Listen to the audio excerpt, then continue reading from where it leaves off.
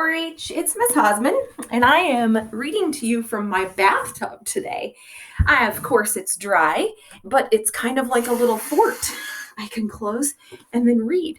So this is another fun way that you can find a cozy place. I brought a pillow, and I have my book. Yes, I'm being super silly, but I'm running out of fun places to go to read to you.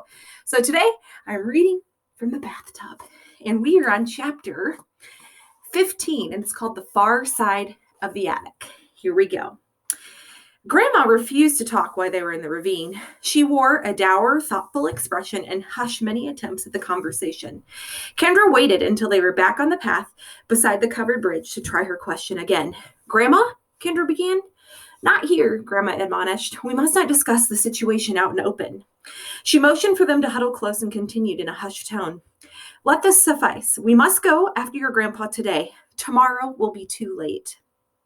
We will return home immediately, get equipped, and go to the place where he's being held. I will reveal his exact whereabouts once we are indoors. Muriel may not know yet his location, and if she does, I don't want her to learn that we know. Grandma stopped whispering and hurried them along the path. Sorry if I've been a little bit antisocial since leaving Nero, she said as they walked in silence for a couple minutes. I need to devise a plan. You kids really did an exceptional job back there. Nobody should have to spend an afternoon rubbing a troll's feet. Seth was heroic with the logs, and Kendra did some well-timed bluffing during the negotiations. You both surpassed my expectations. I never knew you were a masseuse, Kendra said. I learned from Lena. She has collected expert instructions from around the globe. If you ever get the chance to receive a massage from her, don't turn it down. Grandma tucked some errant strands of hair behind her ear. She became distant again for the moment, pursing her lips and staring remotely as she walked. I have a few questions for you two, things we can talk about in the open. Have you met a man named Warren? Warren, Seth repeated. Handsome and quiet, white hair and skin. Dale's brother? No, Kendra said. They might have brought him into the house on Midsummer's Eve, Grandma prodded. We were with Grandpa, Dale, and Lena until after sundown, but we never saw anybody else, Seth said. I never even heard him mentioned, Kendra added. Me neither, Seth agreed. Grandma nodded. He must have stayed in the cabin. Have you met Hugo? Yeah, Seth said. He's awesome. I wonder where he went. Grandma gave Seth a measuring glance. I trust he has been attending to his chores in the barn?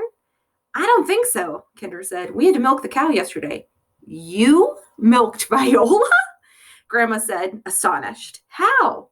Kendra described how they had set up ladders and slid down her udders. Seth had added details about how milky they had gotten. Resourceful children, Grandma said. Stan told you nothing about her? Oh, we only found her because she was mooing so loud, Seth said. She was shaking the whole barn. It looked like her udder was going to explode, Kendra said. Viola is our milch cow, Grandma said. Every preserve has such an animal, though not all are bovine. She is older than this preserve, which was founded in 1711. At that time, she was brought over from Europe by a ship. Born from a milch cow on a preserve in the Pyrenees Mountains, she was about 100 years when she made the voyage, and she was already larger than an elephant. She has been here ever since, gradually gaining size each year. Looks like she's about ready to outgrow the barn, Seth said. Her growth has slowed over the years, but yes, she may one day become too colossal for her current barn. She provides the milk that the fairies drink, Kendra said. More than the fairies drink it, her ancient breed is nourished and worshipped by all creatures of fairydom. They place daily enchantments on her food and make secret offerings to honor and strengthen her. In return, her milk functions as an ambrosia central to their survival. It is no wonder that the cows are still considered sacred in certain parts of the world. She must make tons of dung, Seth said. Another blessing. Her manure is the finest fertilizer in all the world, coaxing plants to mature much more quicker than usual, and sometimes to reach incredible proportions. By the power of her dung, we can reap multiple harvests from a field in a season, and many tropical plants flourish on this property that otherwise would die. Did you happen to put milk out for the fairies? No, Seth said. We spilled it all out the drain. We were mainly trying to calm down the cow. No matter. The absence of the milk might make the fairies a little ornery, but they'll get over it. We'll see they get some tomorrow at the latest. So normally Hugo milks Viola, Kendra said. Correct. It's a standing order, so there must be a reason he's not carried it out for the last couple days. You haven't seen him since Midsummer Eve? No. He probably has been assigned to watch over Warren in the cabin until summoned. He should come if we call. Do you think something could have happened to him? Seth asked. A golem may seem like a little more animated matter, granted. A golem may seem a little more than animated matter with just a little bit of intelligence, but most creatures on this preserve fear Hugo. Few would actually harm him if they tried. He will be our chief ally in rescuing your grandfather. What about Warren? Kendra asked. Will he help too? Grandma frowned. You have not met him because his mind has been ruined. Dale has remained on this preserve mainly in order to care for him. Warren is lost in a catatonic stupor. Fablehaven has many stories. His is another tragic tale of mortal venturing where he did not belong. Warren will be no use to us. Anybody else? Seth asked, like the satyrs? Satyrs, Grandma exclaimed. When have you met them? I may have some choice words for your grandfather when we find him. We met them by accident in the woods, Kendra assured her. We were taking some stew from what looked like a well, and they warned us that we were actually stealing from an ogress. Those rogues were protecting their underhanded operation more than you, Grandma huffed. They have been pilfering her stew for years. The scoundrels didn't want to have to rebuild their thieving device. Probably sounded like too much work.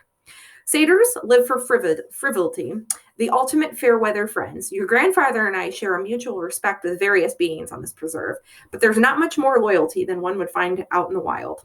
The herd looks on as the sick and injured are brought down by the predators. If your grandfather is to be rescued on such short notice, it will be of our doing, and with none but Hugo to aid us. All right, so it was late afternoon when they reached the yard. Grandma stood with her hands on her hips, taking in the scene.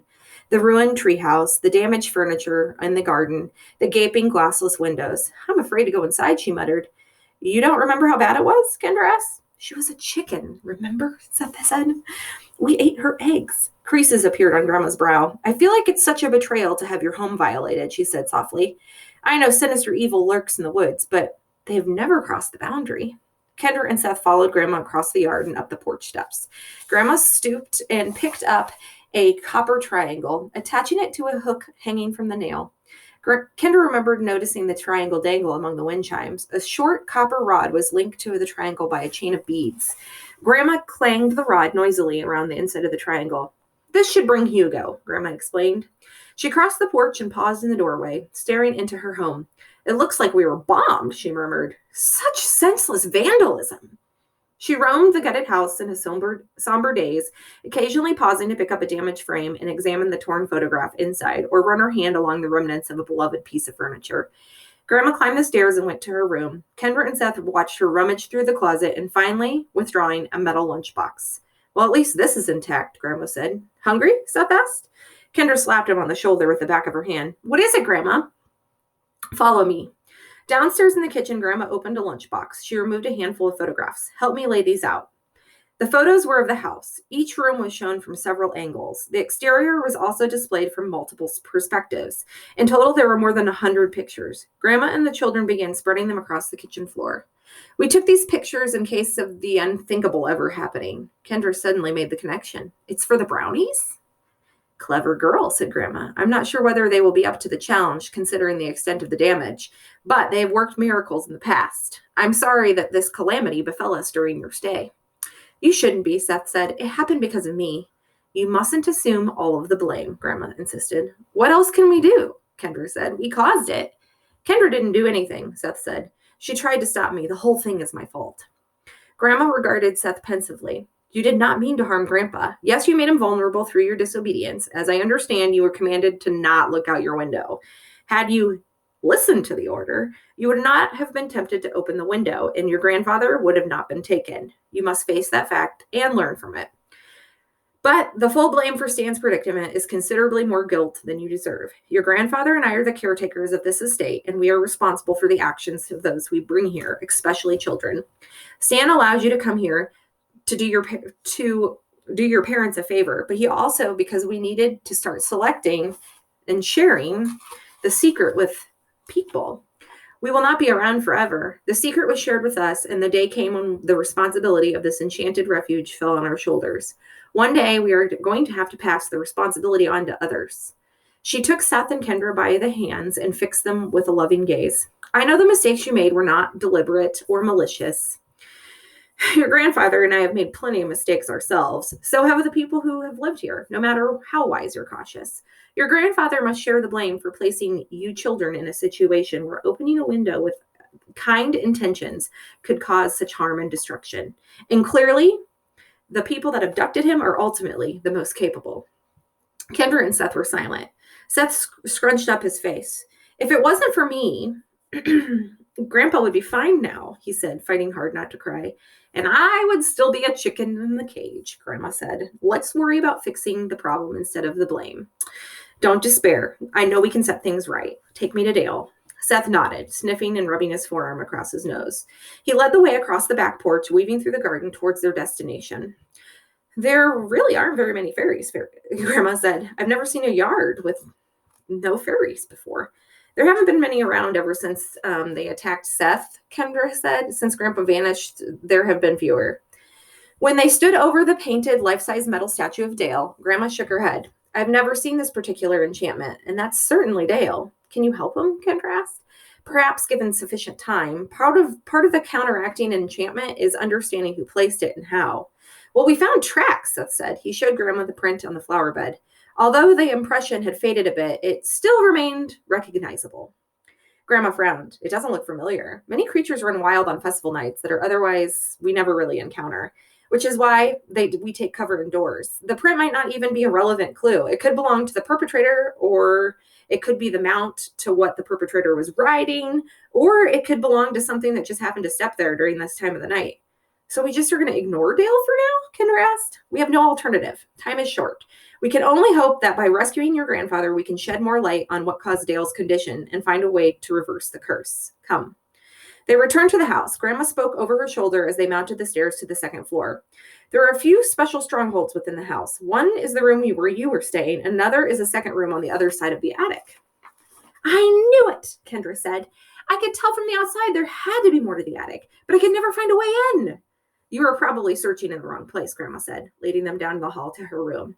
The two sides of the attic are not interconnected. When we get up there, I will fill you in on my strategy. Grandma crouched and picked through a broken nightstand. She found a few hairpins and used them to pile her hair into a bun.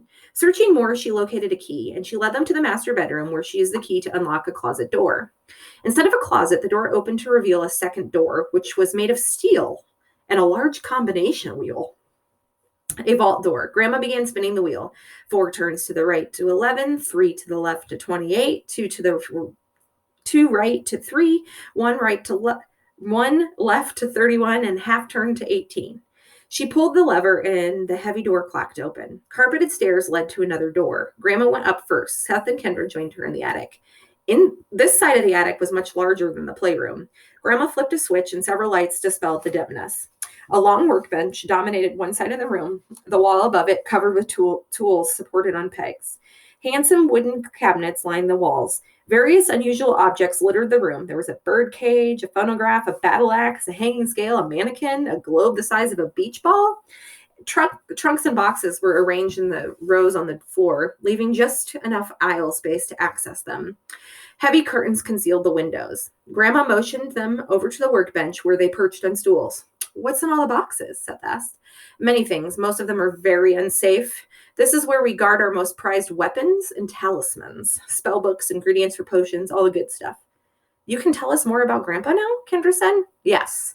You heard Nero said that Stan and Lena are being held in the Forgotten Chapel. Let me summarize some history to let you understand this. Long ago, this land was possessed by a powerful demon named Bahamut. For centuries, he terrorized the natives who dwelt in the region. They learned to avoid certain areas, yet even with these precautions, nowhere in the vicinity was truly safe. The natives made whatever offerings the demon seemed to require, but they still lived in fear. When a group of Europeans offered to overthrow the demon in exchange for the claim of the lands it haunted, the incredulous local leaders consented. Aided by the mighty allies and potent magic, the Europeans successfully subdued the imprisoned demon. Some years later, they found Fablehaven on the land they took from Bahamut. Years passed, and in the early 1800s, a community comprised chiefly of extended family had developed on this preserve. They built a number of dwellings around their original mansion. This was before the current house and barn were constructed. The old mansion still stands deep within this property, though most of the flimsier structures around it have been swallowed by time and the elements. Although their homes are gone, they did construct one lasting structure, a church. In 1826, thanks to human frailty and foolishness, Bahamut nearly escaped. It could have been a serious disaster, but because none remained on the preserve and possessed the resources or knowledge to contend successfully with his power. Although the jailbreak was prevented, the experience proved a little too unnerving for most who lived here, and the majority left. The prison that held the demon had been damaged. With outside help, Bahamut was moved to a new holding area in the basement of the church. Meetings there ceased a few months after that, and the intervening years it has become known as the Forgotten Chapel. So Bahamut is still there, Kendra said. Believe me, we would know if Bahamut had been loosed. I doubt anyone in the world has the capacity to recapture him if he would get free. His kind has been absent for too long, imprisoned and destroyed. Those who knew how to defeat such a foe have passed on, with no one to replace them. Which brings me to my greatest concern, that Muriel will try to release Bahamut. Why would she do something so stupid? Seth cried. Muriel is a student of evil. She was originally imprisoned for tampering with such things. If she reaches the Forgotten Chapel first, which she might have already done, assuming her imps have apprised her of the situation, we will have to neutralize her in order to save your grandfather. If we allow her enough time to release Bahamut, we will all need saving. This is why we must try to stop her immediately. Not just you, Seth said. Hugo and I will handle this. You kids have done enough. What? Seth said, no way. Retrieving your grandfather should not be too difficult, but if the worst case scenario transpires and I fail, Fablehaven could fall. Bahamut never agreed to the treaty that protects the sanctuary. None of his kind would. He has a claim to this land and is a being of sufficient power to overthrow the treaty, plunging the preserve into endless darkness. Every day would become like those fearful festival nights, and this property would be forever uninhabitable for all people. Any mortal trapped here would fall prey to the horrors, too terrible to contemplate. Could that really happen? Kendra asked quietly. It would not be the first time, Grandma said. Preserves have fallen since they were instituted. The causes are from all different sources. Some have been reclaimed, others fall beyond redemption. Currently, there are at least 30 fallen preserves in the world. Perhaps some of the most unnerving are the recent whispers about the Society of the Evening Star. Maddox told us about them, Seth said. Grandpa got a letter warning him to be on the lookout, Kendra had added. Traditionally, the fall of a preserve was an uncommon occurrence, maybe 1 or 2 a century. About 10 years ago, rumors began to circulate that the Society of the Evening Star was working mischief again. Around the same time, the preserves began falling at an alarming rate. 4 have fallen in the past 5 years. Why would anybody do that? Kendra asked. Many have sought the answers to that question, Grandma said. To gain riches, power? We who safeguard the preserves are essentially conservationists. We don't want to see the magnificent magical creatures of the world go extinct. We try not to discriminate against creatures of shadow. We want them to survive as well, but we do compartmentalize them when necessary. Members of the Society of the Evening Star mask their true intentions, and they allege that we are wrongfully imprisoning these creatures. But do you? Seth asked. The most violent demons are imprisoned, yes, but that's for the safety of the world. In pursuit of endless carnage and unlawful dominion, they clashed anciently with good humans and creatures of light and are paying a heavy price for losing. Many other sinister entities were admitted to the preserves only on the condition that they would agree to the certain limitations, agreements that they encountered voluntarily. A common restriction is that they're not permitted to leave the preserve, so that the society considers that they're kind of in jail or incarcerated. They argue that the covenants of the preserves create artificial rules that upset the natural order of things. They consider the majority of humanity expendable. Their premise is chaos and bloodshed and are preferably to just regulations. And we disagree. Do you think the Evening Star people are involved in kidnapping Grandpa? Kendra asked. Grandma shrugged. Possibly. I hope not. If so, it was done with great subtlety. There are powerful limits to how any outsider can intrude on a preserve, and our preserve is more secret than most. Grandma opened a drawer and pulled out a rolled parchment. Unrolling it, she revealed a map of the world. Large dots and X's were located on diverse portions of the map, aside from the labeling of major cities. The X's mark the fallen preserves, Grandma said. The dots mark the active ones. Fablehaven isn't marked, Kendra noticed. Sharp eyes, Grandma said. There are 37 active preserves noted on the map and 5 unmarked preserves, and Fablehaven is one. Even among those most trusted in our community, very few people know about the unmarked preserves. None of them know them all. Why? Well, special artifacts of great power are hidden on these 5 preserves. What artifacts? I can't say. I don't know most of the details myself. The artifact here at Fablehaven is not in our possession. It is guarded at an undisclosed location on the property. Evildoers, particularly the Society of the Evening Star, would like nothing more than to collect the artifacts from the hidden preserves. So, there are many reasons Fablehaven must be protected, Kendra said. Grandma nodded. Your grandfather and I are prepared to give our lives if necessary. Maybe none of us should go after Grandpa, Kendra said. Can't we get help? There are some who would come to our aid if summoned, but I need to stop Muriel and find your grandfather today. Nobody could reach us that quickly. Fablehaven is protected by secrecy, and at times like this, that's kind of a problem. I do not know what spells bind Bahamut, but I am certain that given sufficient time, Muriel will find a way to unravel them. I must act now. Grandma slid off the stool and walked down the aisle, opened a trunk, and withdrew an ornate box embossed with vines and flowers. From the box, she removed a small crossbow, not much larger than a pistol. She also took out a small arrow with black fetching, an ivory shaft, and a silver head. Cool, I want one, Seth said. This dart will slay any being that was ever mortal, including the enchanted or undead, if I lodge it in a lethal place. Where's lethal? Kendra asked. The heart and the brain are the surest. Witches can be tricky. This is the only talisman I am certain that will slay Muriel. You're going to kill her? Kendra whispered. Only as a last resort. First, we'll try to have Hugo capture her, but the stakes are too high for us to sally forth without a failsafe. If the golem should unforeseeably disappoint me, I lack the skills to subdue Muriel myself. Believe me, the last thing I want is her blood on my hands. Killing a mortal is not quite as grievous as a crime as killing a mystical being, but it would still dissolve most of the protection afforded to me by the treaty. I would probably have to banish myself from the preserve. But she's trying to destroy the whole preserve, Seth complained. Not directly by killing anyone, Grandma said. The chapel is neutral ground. If I go there and kill her, even if I can justify the act, the protection of the treaty will never again be mine.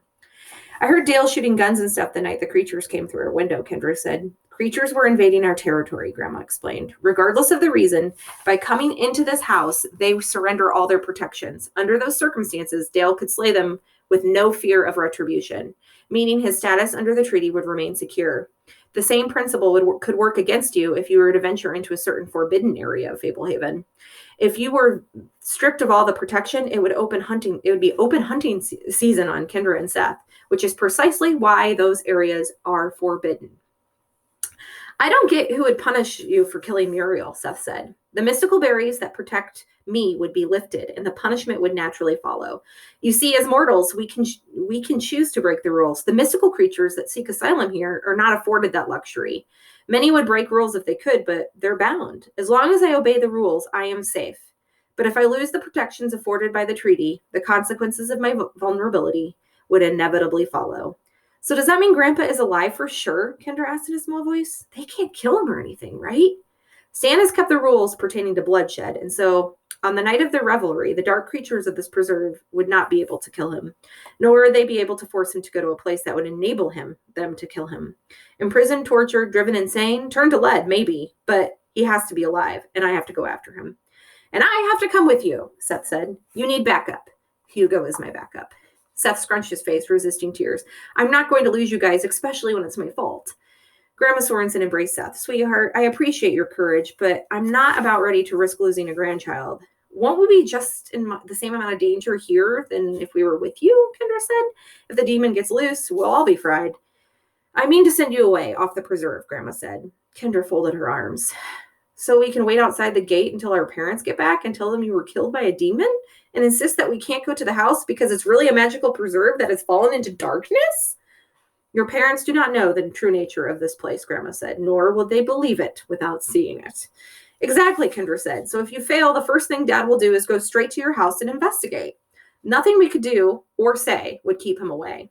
And he'll probably call the cops and the whole world will find out about this place. They wouldn't see anything, Grandma said, but many would die inexplicably, and actually, they would see the cow, even without the milk, because Viola remains a mortal being. We came in handy with the troll, Seth said, and no matter what you do or say, I'm going to follow you anyways. Grandma tossed up her hands. Sincerely, children, I think it will be fine. I know I described a dire scenario, but things like this happen on the preserves from time to time, and we normally get them resolved. I don't see why this would be any different. Hugo will mend the problem without serious incident, and if it comes to it, I'm a crack shot with a crossbow. If you will just wait outside the gates, I'll come for you before it gets too late. But I want to see Hugo pound Muriel, Seth insisted. If we're supposed to possibly inherit this place someday, you won't always be able to protect us from danger, Kendra said. Wouldn't it be a good experience for us to watch you and Hugo handle the situation? Maybe we can even help. Field trip, Seth cried. Grandma eyed them lovingly. You kids are growing up so fast, she sighed. And that is the end of chapter 15. We are already on chapter 16, which is The Forgotten Chapel. Well, I hope you enjoyed reading in my little fort today. Again, this is a very fun place to read if the bathtub is actually dry, with a pillow and a book. And then you can close the shower curtain for a little bit of privacy. Very fun. Anyway, I will be back to read about The Forgotten Chapel